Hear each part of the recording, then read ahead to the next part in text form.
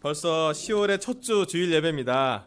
우리 옆사람에게 날씨가 많이 추워졌는데 잘 오셨다고 가을 인사를 환영해 주시면 좋겠습니다.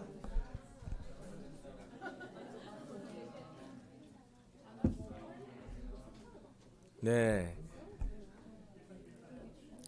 요즘 날씨가 갑자기 추워져서 아침 저녁으로 이렇게 환절기라서 건강을 잘 챙기셔야 될 것 같아요. 그죠? 예, 하여튼 그래서 너무 감사합니다. 오늘 또 성찬의 이렇게 고통에 대해서 깊게 얘기해 주신 우리 이혜영 자매에게 너무 마음으로 감사하고 싶고요. 오늘 예배 인원수가 좀 적은데요. 오늘 캠퍼스와 틴 요즘 그 캐릭터 스타일이 성격 공부를 좀 하는데 캠퍼스 3명이랑 틴 2명이 같이 나가서 오늘은 이제 주일학교 예배 때 12명이 예배를 같이 드렸어요. 주일 선생님이랑 같이. 그래서 여러분 좀 참고하시면 좋겠고, 또 오늘은 우리 청년 설교자 우리 이용준 형제가 일산교회 가서 담대하게 이태경 형제가 성찬을 하고 이용준 형제가 설교를 아마 오늘 지금 진행하고 있을 것입니다. 그래서 하나님께 많이 기도하면 좋겠고요. 너무 좋습니다. 지난 주일에는 아이를 내게 데려오너라라는 주제로 말씀을 전했고요. 기도와 금식이 아니면 이런 아이는 나가지 않는다라고 말씀을 전했습니다. 주중 예배 때는 우리 겟세마네 예수님의 기도를 잠깐 나누면서 하나님께 설득당하는 기도에 대해서 말씀을 나눴습니다. 요즘 저한테 가장 많이 하나님 가르쳐 주신 것이, 어쩌면 올 한 해 하나님이 저한테 계속 가르쳐 주는 것이 기도에 대한 말씀인 것 같아요. 그래서 오늘도 또 기도에 대해서 좀 배워보려고 합니다. 오늘 설교 주제는 예수님은 광야 기도를 시작하셨다라는 말씀을 주시랬고요. 기도에 대한 명언이 있어서 잠깐 넘겨주세요. 앵거스 부천이라는 사람이 이런 말을 했대요. 기도에는 능력이 있다. 사람들이 일을 할 때 사람들이 일한다. 하지만 사람들이 기도할 때 하나님이 일하신다라는 좋은 명언이 있는 것 같아요. 진짜로 기도에는 능력이 있습니다. 우리가 일을 할 때 우리가 열심히 일을 하는 것 같지만 사실은 우리가 봐야 할 것은 기도하면서 하나님이 일하시는 것을 보고 하나님이 역사하시는 것을 우리 삶에 이렇게 보는 것이 우리한테 너무 중요한 것 같아요. 그래서 우리도 계속 기도에 이렇게 매진했으면 좋겠고, 기도를 배웠으면 좋겠고, 기도를 했으면 좋겠고, 기도를 즐겼으면 좋겠고, 또 기도의 응답이 많았으면 좋겠습니다. 오늘은 마태복음 4장 1절부터 11절까지 본문 말씀을 준비했습니다. 1절부터 11절까지 쭉 같이 한번 읽어볼 건데요. 1절은 제가 읽고 2절은 여러분 읽으셔서 교독을 하면 좋겠습니다. 11절까지 갈게요. 1절, 그 즈음에 예수께서 성령에 이끌려 광야로 가셔서 악마에게 시험을 받으셨다.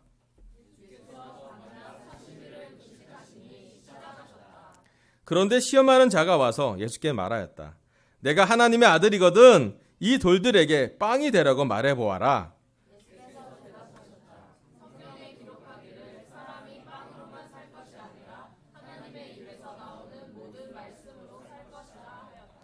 그때의 악마는 예수를 그 거룩한 도성으로 데리고 가서 성전 꼭대기에 세우고 말하였다. 내가 하나님의 아들이거든 여기에서 뛰어내려 보아라. 성경에 기록하기를 하나님이 너를 위하여 자기 천사들에게 말씀하셨다. 그리고 그들이 손을 너를 맞춰서 너의 발이 돌에 부딪히지 않게 할 것이다 하였다. 예수께서 악마에게 말씀하셨다. 또 성경에 기록하기를 주 너의 하나님을 시험하지 말아라 하였다. 또다시 악마는 예수를 매우 높은 산으로 데리고 가서 세상의 모든 나라와 그 영광을 보여주고 말하였다. 내가 나에게 엎드려서 절을 하면 이 모든 것을 내게 주겠다. 그때 예수께서 그에게 말씀하셨다. 사탄아 물러가라. 성경에 기록하기를 주 너의 하나님께 경배하고 그분만을 섬겨라 하였다. 이때에 악마는 떠나가고 천사들이 와서 예수께 시중을 들었다. 아멘. 예수님께서 이 세상에 오셔서 육신으로 이 세상에 오셔서 가장 많은 모습을 보여줬던 것 중에 하나가 뭐냐면 기도하는 모습이었어요. 물론 예수님이 설교도 했고 비유를 설명을 했고 식사도 하셨고 또 물을 마시기도 했고 많은 인간적인 모습을 갖고 살았지만 제자들이, 예수님과 함께 살았던 제자들이 가장 많이 기억하는 예수님의 모습 중에 하나는 분명히 기도하는 예수님이었습니다. 특히 이 말씀은 예수님이 하나님의 일, 하나님의 사역을 시작하기 전부터 그가 어느 것을 먼저 집중했는지를 보여주는 구절입니다. 사실 예수님을 성경에 나오는 예수님의 일대기를 보면 금식 기도를 시작해서 나중에 겟세마네 기도로 예수님의 삶이 정리되는 것을 볼 수가 있습니다. 물론 중간에 주기도문이라고 우리가 되게 신조처럼 여기는 오랜동안 여기는 예수님의 기도가 나와 있는데 그거 외에도 예수님의 기도의 흔적은 성경 곳곳에 많이 나타나 있습니다. 특별히 마태복음 4장 1절부터 11절은 마태가 직접 보지 않은 것을 기록한 것이에요. 왜냐하면 마태복음 예수님 혼자 강림에서 기도한 것은 아무도 몰라요. 예수님밖에 모르세요. 사실은. 그런데도 말씀에 나와 있는 것은 이 말씀이 우리 삶에 또 마태의 삶에 엄청나게 큰 영향을 줄 거라는 것을 하나님이 아셨고 성령님의 기록으로 남아 있습니다.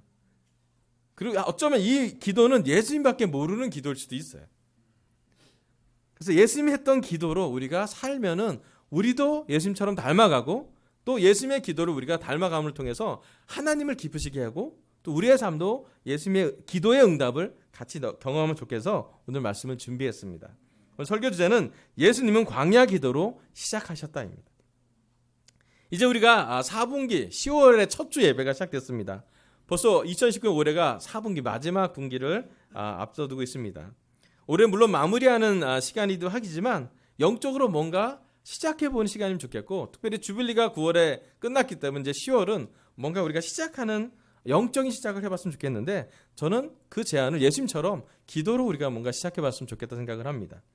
우리 마태복음 4장 1절부터 2절을 제가 먼저 읽어볼게요. 다음 슬라이드 넘겨주세요. 그 즈음에 예수께서 성령에 이끌려 광야로 가셔서 악마에게 시험을 받으셨다. 예수께서 밤낮 40일을 금식하시니 시상하셨다. 아멘.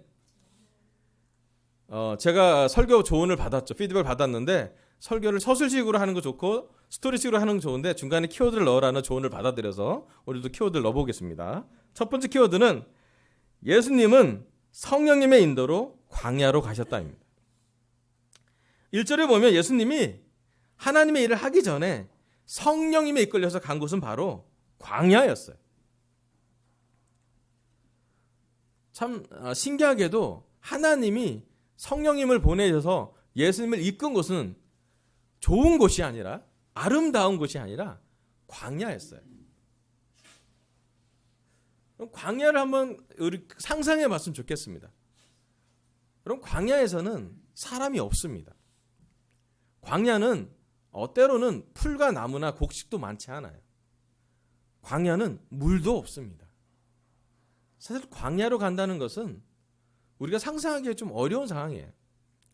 많은 경우 우리가 예측하기로는 성령님이 우리 마음이 평안한 상태, 막 화이트함을 너무 잘하고 기도가 너무 잘 되고 우리의 상황이 정말 이렇게 분산되지 않은 완벽한 상태에서 우리에게 성령님이 내려올 거라고 생각하실 때도 많은데요. 사실 성령님은 성경에 보면 극박할 때 많이 와주셔요. 위기 상황에 오실 때도 많고요. 어떤 평안한 상태나 평화로운 상태에서 성령님이 온 것이 아니라 좀 이렇게 어려운 상황에서 성령님이 온 것을 성경이 볼 수가 있습니다. 신기하게도 예수님도 육신을 갖고 있는 예수님도 성령님이 인도한 곳은 광야라고 합니다.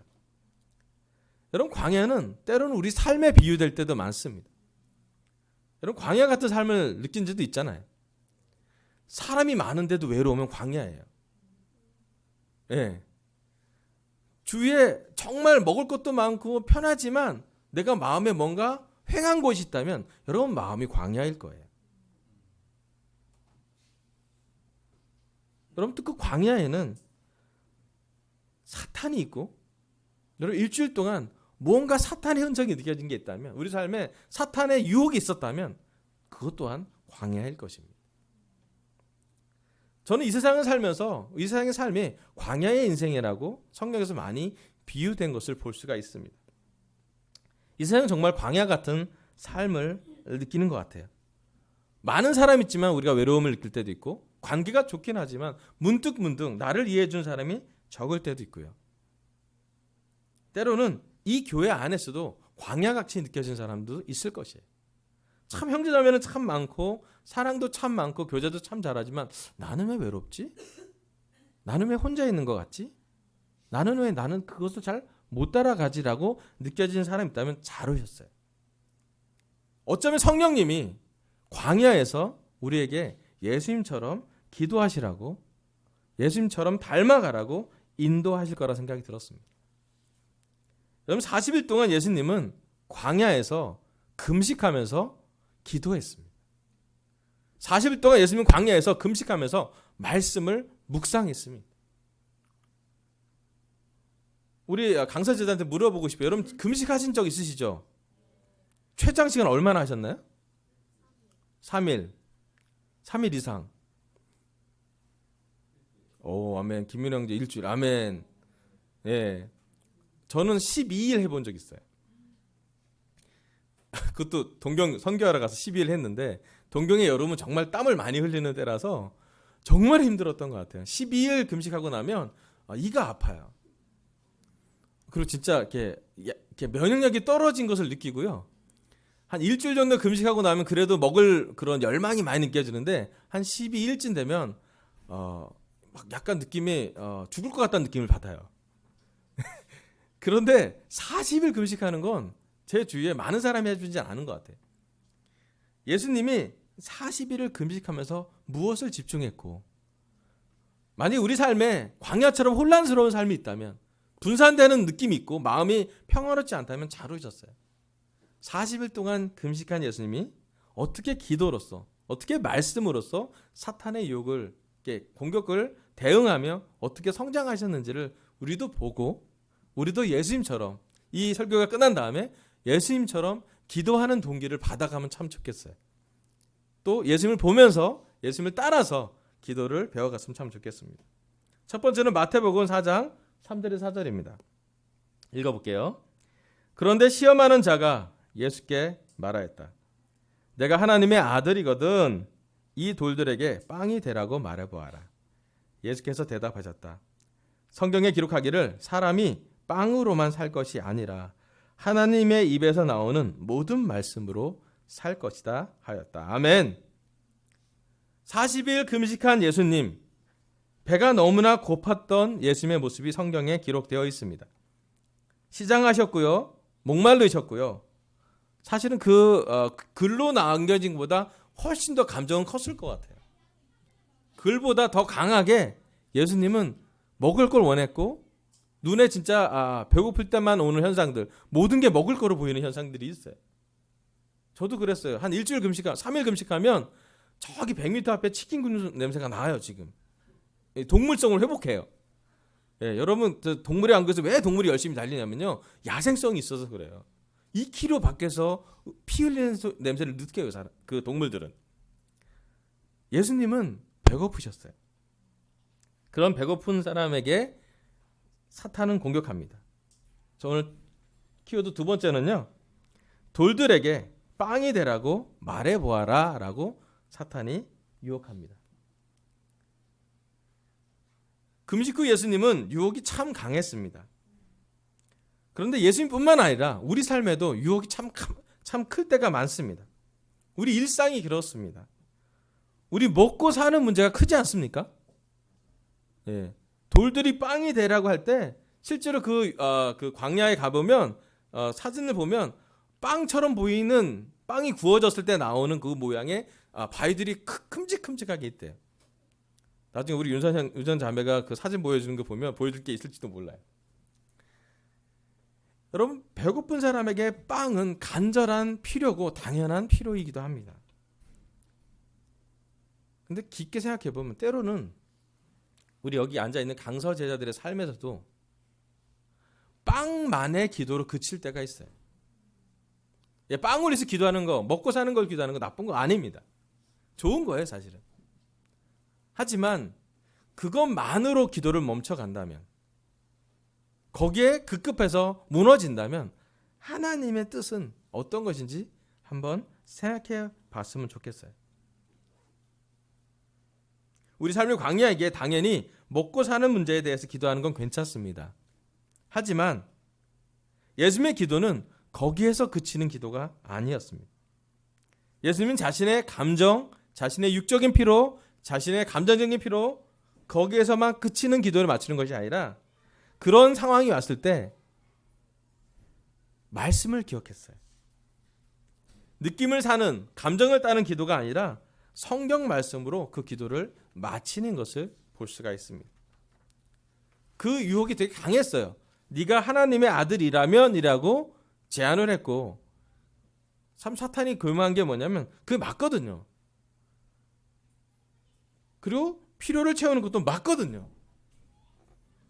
하지만 예수님은 얘기한 것이 뭐냐면 사람이 빵으로만 살 것이 아니라 하나님의 입에서 나오는 모든 말씀으로 살 것이다 라고 했습니다. 이 구절은 몇 년 전에 우리 아주 똑똑했던 서울대를 졸업하고 아주 잘 나가는 한 친구랑 성역 공부를 할 때 그 친구의 마음을 이렇게 꿰뚫은 말씀이었어요. 십자가를 다 공부하고 그 친구 마음에 이제는 제자가 될 결정을 하자 그랬을 때 머리로는 알겠는데 마음으로 잘 안 하단다 그래서 우리가 제안을 했죠.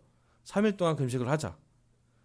그래서 그 성역 공부하는 친구도 금식하고 우연히 그 성역 공부에 들어왔던 영크리스찬도 금식을 하고 그 시간에 금식해야 될 남자들을 굶겨봤어요. 3일 동안.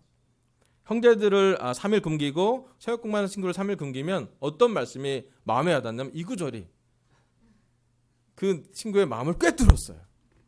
진짜로 자기가 처음으로 말씀이 머리에만 남은 게 아니라 자기 마음에 뚫리는 게 느껴져요. 왜냐하면 3일 내내 배고팠다고요. 그 3일 내내 이런 질문을 했대. 내가 이걸 왜 하지? 내가 이 성경 공부를 왜 하고 있지?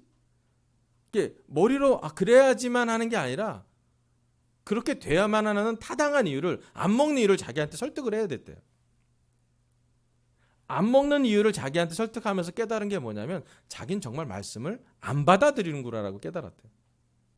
그래서 어쩌면 자기가 느끼는 고통만큼이나 배고픔만큼이나 갈증만큼이나 처음으로 내가 하나님의 말씀으로 살아야 되는 사람이구나 라고 깨달았대요. 그래서 그 친구가 세례를 받았고 잘 지내요. 지난번 대전 가서 만났어요. 만나서 그 부부를 만나서 생각이 났어요. 너무 격려가 됐어요. 그 친구를 보고 나서 야, 하나님 너무 역사하셨다.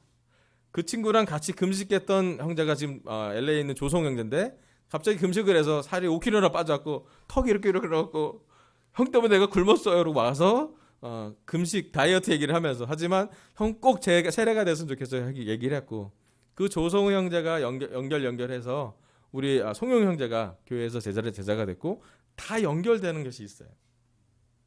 한 가지 확실한 건 뭐냐면 우리가 먹고 사는 문제에 넘어졌을 때 거기에만 너무 급급할 때 하나님의 말씀은 예수님의 기도의 결정으로 들어간다는 것을 알았으면 좋겠어요. 그래서 우리가 우리 입으로 먹고 사는 문제를 기도하기도 하지만 빵으로만 살 것이 아니라 하나님의 모든 말씀, 하나님의 입에서 나오는 모든 말씀으로 기도한다라고 결정하면서 기도했으면 참 좋겠습니다. 아멘. 두 번째는 마태복음 4장 5절에서 6절입니다. 그때의 악마는 예수를 그 거룩한 도성으로 데리고 와서 성전 꼭대기에 세우고 말하였다. 내가 하나님의 아들이거든 여기에서 뛰어내려 보아라. 성경에 기록하기를 하나님이 너를 위하여 자기 천사들에게 명하실 것이다. 그리고 그들이 손으로 너를 떠받쳐서 너희 발이 돌에 부딪히지 않게 할 것이다 하였다. 예수께서 악마에게 말씀하셨다. 또 성경에 기록하기를 주 너의 하나님을 시험하지 말아라 하였다. 아멘. 악마가 금식한 예수님에게 공격했을 때 예수님이 하나님의 말씀으로 반응했고, 두 번째는 악마가 거룩한 도성을 보고 꼭대기에 세워서 얘기를 해요. 내가 하나님의 아들이거든 여기서 뛰어내려 보아라. 저 오늘 설교 키워드 세 번째는요. 뛰어내어 보아라입니다. 사탄이 두 번째 예수님에게 공격한 것은 기적 같은 모습을 유혹으로 주었습니다. 거룩한 도성으로 올라가기도 하고 성전 꼭대기를 세우고 뛰어내려 보라 그러는데 그 위에 성경 구절 잠깐 보여주세요. 올려서 성경 구절 좀 보여주면 감사하겠습니다. 성경에 기록하기를 하나님이 너를 위하여 자기 천사들에게 명하실 것이다. 그리고 그들이 손으로 너를 떠받쳐서 너희 발에 돌에 부딪히지 않게 할 것이다 하였다라고 성경 기록했다고 얘기했어요. 사탄이 두 번째 공격했던 것은 더 강한 공격이었어요. 첫 번째는 육적인 필요에 대해서 공격을 했다면 두 번째는 성경 말씀으로 공격을 했어요. 다 받아줄 거라고요. 기적을 요구하라고요. 그때 예수님은 악마에게 이렇게 말씀했대요. 성경에 기록하기를 주 너의 하나님을 시험하지 말으라고. 많은 성경학자가 이것을 어떻게 연구하냐면 사탄이 그 성경 말씀으로 얘기했을 때 예수님의 대응은 더 깊은 성경 말씀이었대요. 사탄은 예수님이 원하는 것에 공격을 했다면 예수님은 하나님의 말씀에 하나님이 원하는 것으로 대답했다고 그래요. 포인트가 그렇습니다. 사람이 원하는 것, 하나님이 원하는 것. 그래서 더 깊은 말씀을 이해했을 때만 이 말씀이 나왔다라고 얘기를 해요. 사실 우리 삶에 기적이 필요합니다. 살다 보면 뭔가 이렇게 날아가고 싶은 충동을 느낄 때도 있고 뛰어내려 보고 싶은 충동이 될 때도 있어요. 이게 사람의 본능의 유혹 중에 하나래요. 날고 싶은 유혹. 욕구 중에 하나래요. 뛰어내려도 안 다칠 것 같은 유혹도 사람 마음이 있대요. 본능 중에 하나래요. 하지만 예수님이 얘기한 건 뭐냐면 더 깊은 말씀. 주 너의 하나님을 시험하지 말아라 라는 말씀이에요. 요즘 제가 8월, 9월, 이제 10월이 됐는데 한 두세 달 정도 저의 삶에 내려오는 그 사진 하나가 있는데 요즘 제 삶이 이런 것 같아요. 사진을 한번 보여주세요. 제가 게임 아시죠? 테트리스라고. 예, 러시아 게임인데 이제 블락이 이렇게 내려오면 이제 여기 이렇게 밑에 이렇게 다 칸을 채우면 이제 칸이 사라지면서 점수가 올라가는 게임이에요. 근데 요즘 제 삶이 좀 이런 것 같아요. 뭐가 계속 떨어지는데 좋은 건 뭐냐면 이게 이 블락 중에 이제 길고 일정한 좋은 블락은 잘 안 내려오고요. 이렇게 꼬불거리고 잘 안 맞는 블락을 자꾸 내려보내요. 그래서 틀어줘야 돼요. 인생이 좀 그런 것 같아요. 8월부터 막 주빌리 준비하면서 하나 가면 다른 건 하고 근데 그냥 내려온 게 아니라 꼬여서 내려오니까 이게 좀 풀어서 뒤집어서 옆으로 맞춰서 어떻게 주빌리 잘 맞췄어요. 아멘. 여러분 주빌리 가보셔서 알겠지만 주빌리 끝나고 엄청 지쳤어요. 근데 주빌리 끝나고 일주일 후에 바로 추석이었어요. 또 추석 때도 또 우리 또 막 우리 아내랑 같이 해서 막 이렇게 해서 블락을 해서 우리 어머니랑 또 남산 구경도 시켜드리고 막 해서 했어요.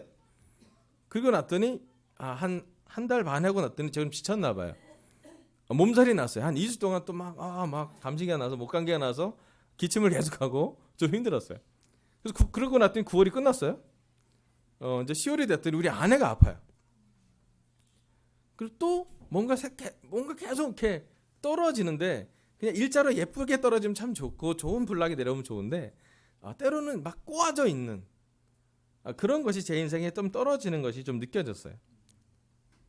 그때 우리한테 오는 유혹이 있어요. 사탄이 우리한테 공격하는 포인트는 맞는 것으로 공격해요. 네가 하나님의 아들이라면 떨어져도 안 죽을 거야. 맞거든요. 그런데 예수님은 그렇게 맞는 것으로 끝난 게 아니라 깊이 있게 반응했어요. 시험하지 말라고요. 사탄이 우리에게 공격할 때 인간적으로 봤을 때 맞는 것으로 공격할 것입니다. 기적을 행하는 것, 우리가 하나님의 아들이라면 이렇게 되지 않나. 이방 안에 우리 계신 강서 제자들한테도 하나님이 사탄이 이렇게 공격할 거예요. 네가 하나님을 따르는 제자라면, 예수님의 제자라면, 교회에 있는 제자라면 이렇게 되지 않아? 라고 생각할 수 있을 거예요. 심지어 교회는 이렇게 되지 않아? 인도자는 이렇게 돼야 되지 않아? 우리는 이렇게 돼야 되지 않아? 여러 가지 생각할 수 있어요. 그럴 때 여러분 성경 말씀을 더 깊게 이해하지 않으면 성경 말씀을 더 깊은 강적으로 더 내려가지 않으면 여기서 많이 넘어질 거라는 생각이 들어요. 예수님은 성경 말씀으로 더 깊이 있게 대응했습니다. 주 너의 하나님을 시험하지 말라고. 사탄이 공격하는 게 하나님을 시험하는 것이라. 심지어 하나님의 말씀이라 해도 하나님을 시험하는 용도로 하나님을 걸려 넘어지게 하는 용도로 하지 말라고 예수님은 말씀을 했고요. 그리고 그것이 예수님의 기도였던 것 같아요. 40일 동안 금식하면서 예수님은 말씀이 상충되는 부분도 봤고 앞뒤가 좀 안 맞는 말씀도 봤을 거고 그 말씀을 어떻게 풀어내고 어떻게 이해하고 어떻게 자기한테 적용하는지를 결정했을 것 같아요. 그리고 그 결정은 예수님의 기도로 녹아져 있습니다. 예수님은 하나님을 시험하지 않기로 결정합니다. 반대로 하나님의 말씀에 자기를 순종하기로 결정을 하십니다. 여러분 우리 기도도 이렇게 기도했으면 좋겠어요. 성경에 기록하기를 주 너의 하나님을 시험하지 말라고. 나도 하나님을 시험하지 않겠다고 결정하는 기도를 했으면 좀 좋겠습니다. 그럼 사탄이 두 번째 공격을 멈출 거예요. 아멘. 세 번째 공격은 마태복음 4장 8절부터 10절입니다. 세 번째 말씀을 읽겠습니다. 또다시 악마는 예수를 매우 높은 산으로 데리고 가서 세상의 모든 나라와 그 영광을 보여주고 말하였다. 내가 나에게 엎드려서 절을 하면 이 모든 것을 내게 주겠다. 그때 예수께서 그에게 말씀하셨다. 사탄아 물러가라. 성경에 기록하기를 주 너의 하나님께 경배하고 그분만을 섬겨라 하였다. 아멘. 제가 이 말씀을 보고 여러 생각을 했어요. 첫 번째는 사탄이 물어보는데 바로 예수님이 대답했을까? 여기 되게 구절이 되게 짧잖아요. 주겠다. 9절에 10절은 되게 칸이 한 반 칸밖에 안 되잖아요. 짧잖아요. 근데 짧게 그렇게 바로 대답했을까? 저 생각 그렇지 않을 것 같아요. 한 번 물어봤을까? 그렇게 생각하지 않아요. 배고플 때 우리가 한 번만 참는 게 아니라 끊임없이 참아야 되잖아요. 사탄이 공격할 때 한 번 공격하지 않아요. 그리고 한 번 공격하고 이렇게 물러가고 그런 게 아니라 어쩌면 지속적으로 예수님의 이 기도 마지막 물러가라고 얘기할 때까지 결정할 때까지는 계속 머물 수도 있다라는 생각이 들었어요. 오늘 키워드 네 번째는 내가 절하면 모든 것을 주겠다입니다.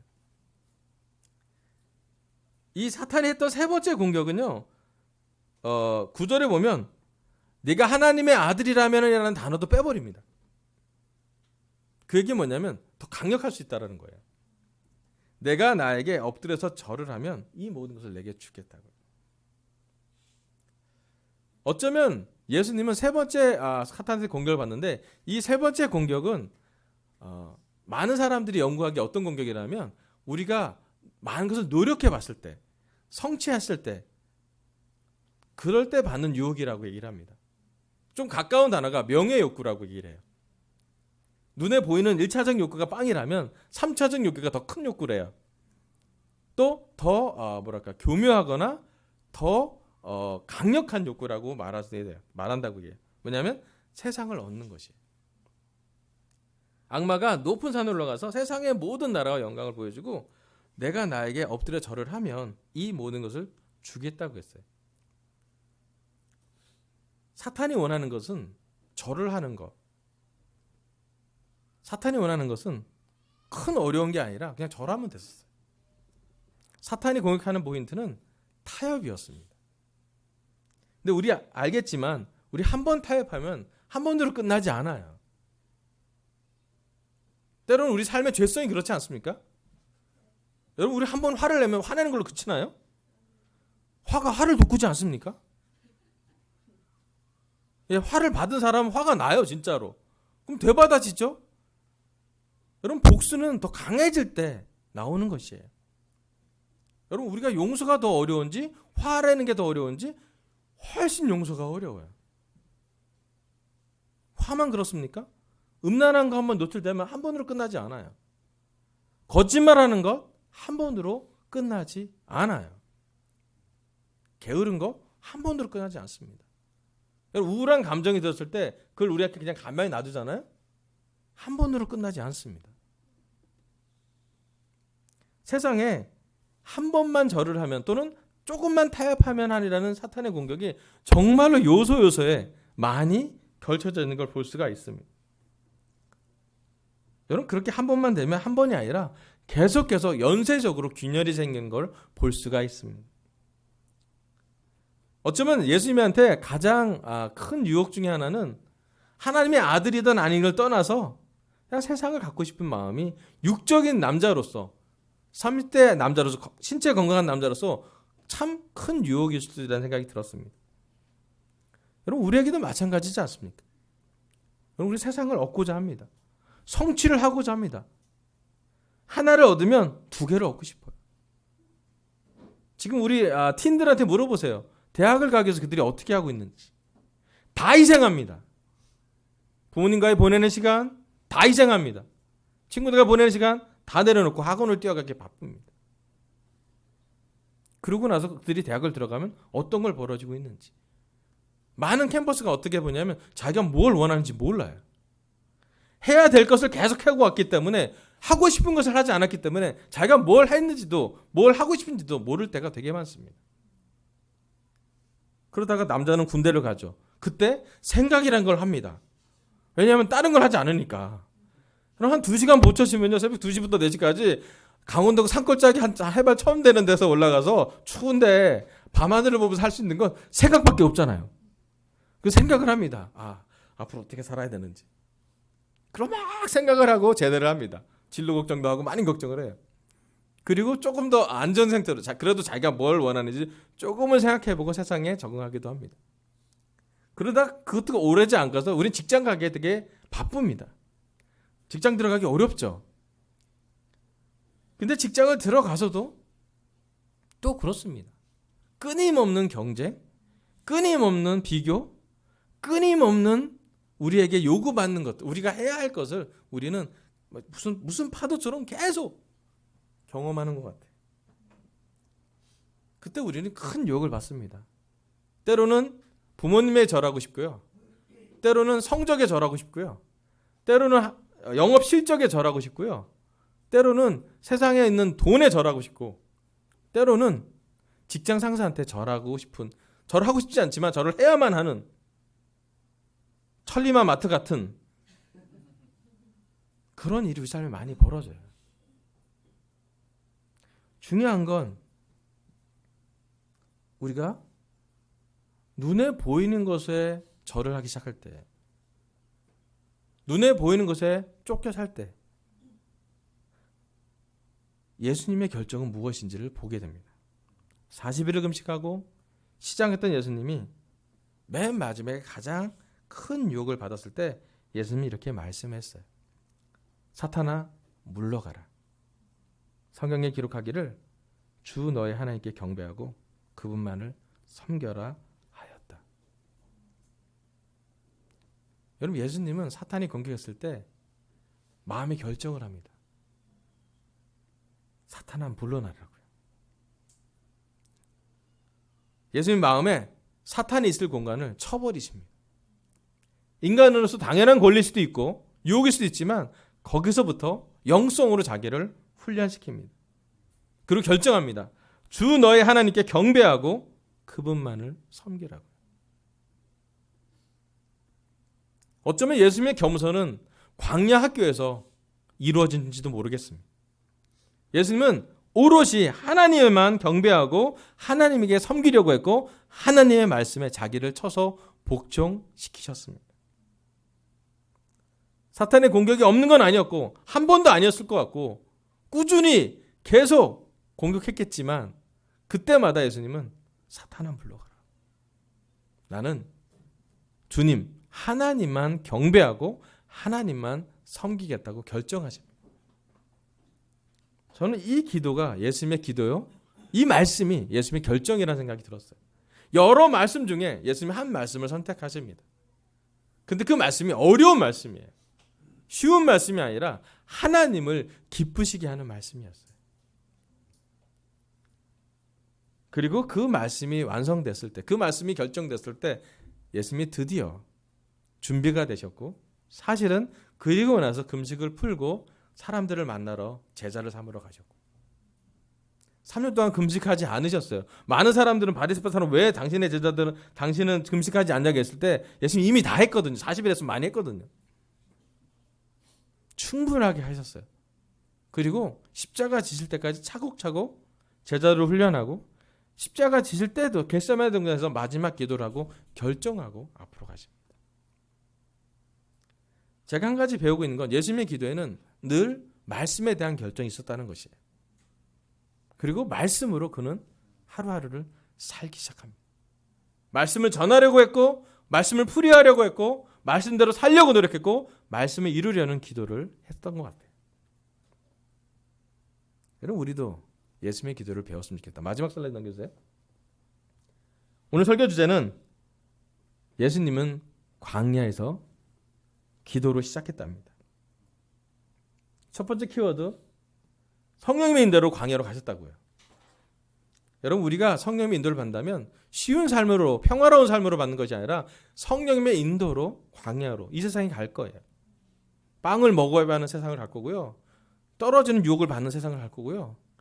그리고 사탄에게 절하는 세상으로 우리는 성령님으로 인도받을 거예요. 하지만 예수님처럼 기도를 배웠으면 좋겠습니다. 첫 번째, 돌들에게 빵이 되라고 말해보라고 했을 때 예수님은 하나님의 입에서 나오는 모든 말씀을 살아야 한다고 기도하고 결정하셨습니다. 우리도 먹고 사는 문제뿐만 아니라 하나님의 모든 말씀을 살 결정을 기도로서 했으면 좋겠습니다. 두 번째, 여기에서 뛰어내려 보라 했을 때 예수님 얘기했어요. 말씀의 공격이 왔지만 더 깊은 말씀으로 반응했습니다. 주 너의 하나님을 시험하지 말라고. 내가 하나님을 시험하는 사람이 아니라 나는 하나님의 말씀에 순종하는 사람으로 예수님의 사역은 시작되었습니다. 사실 그래서 예수님은 더 많은 기적을 행할 수 있었던 것 같아요. 세 번째, 내가 절하면 모든 것을 주겠다라고 사탄이 공격했을 때 예수님 얘기합니다. 사탄아 물러가라. 성경에 기록하기를 주 너의 하나님께 경배하고 그분만을 섬기라고 했습니다. 예수님이 그 얘기를 하시면서 마음의 결정이 쓰신 것 같아요. 이제 금식을 풀어도 되고 이제 흔들리지 않고 하나님만을 기쁘게 하고 하나님의 섬기고 하나님만을 경배하는 예수님으로 살기 시작했고, 그렇기 때문에 3년 동안 많은 사람을 고쳐도 많은 사람에게 먹을 것을 주어도 많은 사람에게 말씀을 줘도 예수님이 흔들리지 않으셨던 것 같습니다. 여러분, 이 시간 우리도 특별히 여기 자리에 있는 강서 기자들도 이번 주 한 주 안에 예수님처럼 닮은 기도를 시도해 봤으면 좋겠습니다. 빵이 아니라 말씀이 되는 기도요. 하나님을 시험하지 않고 오히려 우리가 하나님을 시험하는 게 아니라 하나님의 훈련을 받는 기도. 세 번째로는 하나님만을 경배하려고 하는 결정의 기도를 우리도 함께 해봤으면 좋겠습니다. 그리고 이 기도로 우리 자신을 하나씩 배워가고 예수님의 기도로 닮아갈 때 제가 한 가지 분명히 믿는 것은 하나님이 예수님한테 줬던 것처럼 더 많은 기적을 주실 것이고요. 더 많은 사람을 줄 것이고요. 더 많은 하나님의 계획에 참여하는 특권을 줄 거라고 생각이 듭니다. 아멘. 우리 함께 예수님의 기도, 예수님의 광야 기도를 우리 삶에 이번 한 주일에 실천하길 바라면서 설교를 마치겠습니다. 감사합니다.